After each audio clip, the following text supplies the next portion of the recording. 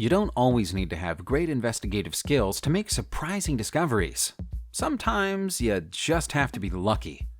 We all know the joy of putting on an old jacket or a pair of jeans and finding money we'd completely forgotten about in the pockets. Everything you're about to see in this video is a little like that, but on a much grander scale. These are some of our favorite random, unexpected finds from recent times. A man living in Lanima in Estonia found an old brooch a few years ago when he was planting flowers in his garden. It was a little old and faded, but it was pretty, and so he kept hold of it.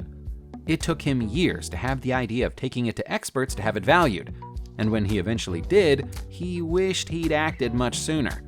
The brooch dates back to the pre-Viking era in Scandinavia, possibly as long ago as the 6th century. It's also exceptionally rare for such an item to turn up on the east coast of the Baltic Sea. The design of the brooch, which features stylized animals, is almost swastika-shaped and comes from a time long before the symbol came to have evil connotations. As to how it ended up in the man's garden, it's thought that the water's edge ran all the way up to the location of the finder's house 1,400 years ago, and that the brooch was dragged in out of the coastal water when boats came ashore. In short, it was placed the same way it was found, by accident. They say the older a bottle of wine or champagne is, the more valuable it becomes. With that in mind, how much would you be willing to pay for a bottle of champagne which is 170 years old? There's one thing you should know about it before you make a bid. It's been at the bottom of the ocean for that entire time. 168 bottles of the champagne were located by Finnish divers exploring an old shipwreck in the Baltic Sea back in 2010. As the bottles were watertight and unopened, the contents should, in theory, have been unharmed. One of the divers was brave enough to taste that theory and only had good things to say about the flavor. There are even still engravings visible on the corks of the bottles, which confirm that the liquid was bottled by classic French champagne house Veuve Clicquot Ponsardin. The composition of the champagne is mostly similar to how the drink is made in the 21st century, albeit with 20 times more sugar. The taste has been described as spicy and leathery. We think we'll pass. For every professional archaeologist and treasure hunter out there, there are a dozen amateurs who scour through fields every weekend, armed with only hope, enthusiasm, and their own metal detectors. Sometimes they get a lucky break. Englishman Ben Bishop is one of those lucky people. He was searching in a field close to Glastonbury in Somerset when he got a positive bleep from his detector. After rummaging around in the soil, he thought he'd found an old pull ring from a beer can. But when he pulled it out of the ground for a closer look, he realized it was a gold ring. That alone would have made it valuable.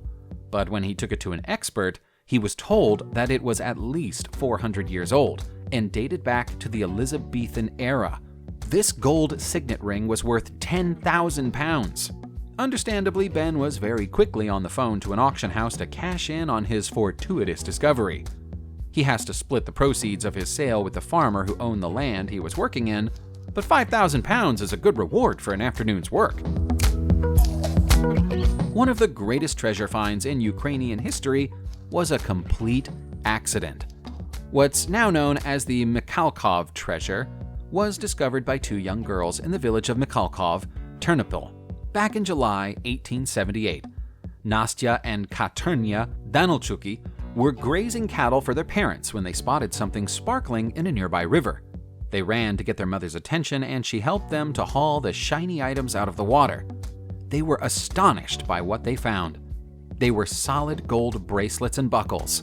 There was fine jewelry carved into the shape of a dog. There was even a golden crown. Word soon spread, and soon the entire river was full of local peasants trying to find their own golden treasures to sell to the nearby Dedushitsky Museum. As it turned out, the museum was the best of all places the valuable finds could have been taken. They were later identified as being among the long-lost personal collection of Count Vladimir Dedushitsky himself. Natural disasters like tornadoes and landslides can shift the ground from under our feet and leave things buried and hidden out of sight. Equally, a natural disaster can uncover something which has been long buried.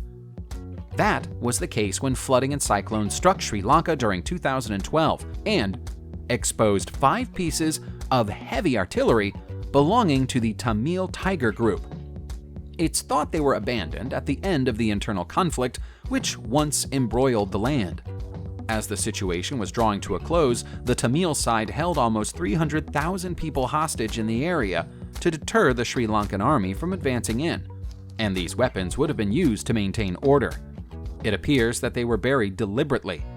Controversially, the artillery was found within the no-fire zone, a part of the land that both sides agreed would be kept clear of all weaponry. After several years in the sand, the weapons have degraded to the point they're beyond salvage. Martin van Oors, a Dutchman, has a keen interest in the art of photography. When he sees a vintage camera for sale, he can't help but buy it. Martin was delighted to get his hands on a rare 1929 Zeiss Icon 522 camera. But when he brought it home, he found something he wasn't counting on: a partially used film still in the camera. Slowly and painstakingly, Martin extracted the long-forgotten film from his new purchase and set about the process of developing the film. That wasn't easy. He had to use methods and techniques which are considered archaic by modern standards. The film had survived, and as he developed the pictures one at a time, he uncovered the life and travels of whoever had owned this camera some 80 years before him. The images from the 1940s appear to be a man and woman documenting their stay in the Biarritz region of France. It was a little window into the past, and a truly remarkable find. We all still miss David Bowie. The singer and songwriter was one of the most charismatic and influential musicians of the past century, and wrote some of the greatest songs of all time. Not all of them sold millions of copies, though. One of them ended up on a Scotch tape in a breadbasket for decades. The record, made in 1963, features a 16-year-old Bowie singing with his first ever band, the Conrads. He sent the demo to a record label, but they sent it back to him with a rejection letter. After that, the tape ended up in the hands of the band's drummer, David Hadfield, who stashed it in a loft above his parents' garage. That's where it stayed for the next 56 years. Bowie went by his real name of David Jones back at the time the tape was recorded and only stayed with the band for around a year after their rejection. Everybody knows what happened with his career after that. The tape is destined to go to auction, where it should fetch in excess of £10,000. The April 2019 fire at Notre Dame in Paris was a tragedy. Even though much of the beautiful building was saved from the flames by the tireless work of firefighters, much of it was still destroyed, and many priceless works of art and architecture were lost. One of them was the iconic 6-foot-wide clock that used to sit below the spire and roof, which was destroyed when the spire collapsed in the inferno. Although replacing the clock was already the intention of those working on repairing the structure, they would have had a difficult job. No blueprints remained, and so all designers had to work from were photographs. Fortunately, making guesses for the replacement is no longer necessary. A twin clock has been found, hidden away at St. Trinity Church 2 miles away. The St. Trinity clock was replaced by a newer model 50 years ago, and had been forgotten in the years since until a clockmaker spotted it during an inventory, and immediately realized its potential value to Notre Dame. Even if it isn't used, it will serve as a template for the designers of the next clock to work from. What Americans know as an estate sale is a great way to pick up a bargain. Typically, all the items on offer are underpriced because a quick sale is desired. Texan Emil Nodal was happy to pick up a vintage chest for $100 from such a sale when the opportunity presented itself. The former Marine knows a thing or two about antiques and had recognized that the marble top of the chest probably made it quite valuable. He was right. The ornate chest dates back to 1890. That's not the real surprise, though. When he got the chest home and examined it properly, he found a secret compartment. Within that compartment were gold and diamond rings, and a jewelry collection worth thousands of dollars. Some people would have counted their blessings and cashed in, but Emil is a better man than that. As far as he was concerned, he'd bought the chest, but the treasure inside it still belonged to the previous owners. He returned it to them and allowed it to be their lucky find instead of his own. Sometimes, objects which have been buried can take an age to return to the surface, even if someone's paying close attention to the land. We know this because an elderly resident of Chelivo in the Czech Republic recently found a pot full of valuable silver and gold coins in his garden, and they turned up in the exact same spot that he'd been planting and growing onions for more than 20 years. Miroslav Jurnicek, who is 90, says he noticed the first coin as he was gathering a freshly grown onion from the ground. The next day, he found another and decided to rake the soil. More and more coins appeared until he located the pot below the surface they were all coming from. In total, Miroslav had discovered 583 coins, all of which date back to the 15th century, during the reign of Charles IV. This was around the time of the Hussite Wars, so the coins may have been buried for safekeeping. Alternatively, they might have been hidden there by a thief who never got the chance to return for them. Life as a student isn't easy in New York. Everything costs money, and money is something that students often don't have.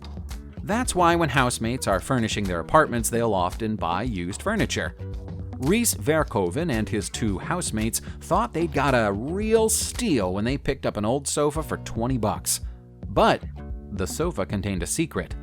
Inside it was $40,000 in banknotes, the life savings of the sofa's previous owner. The cash had been stuffed into envelopes and then hidden in the arms of the sofa in batches. What they also found, though, was a deposit slip with a woman's name on it. Being people of good character, they traced the woman and called her. It turned out she was 91 years old, and her relatives had unknowingly donated the furniture to the Salvation Army while she was experiencing health problems. They had no idea it was hiding so much cash. The students did the right thing. They took the money back to its rightful owner. Understandably, she was extremely grateful for its safe return. She'd given up hope of ever seeing it again. Collecting tanks is an unusual hobby to have, but there's a hobby out there for everyone. British military enthusiast Nick Mead is a tank hobbyist, and he just knew that he had to buy an old Soviet T-54 tank the moment that he saw it advertised for sale on eBay.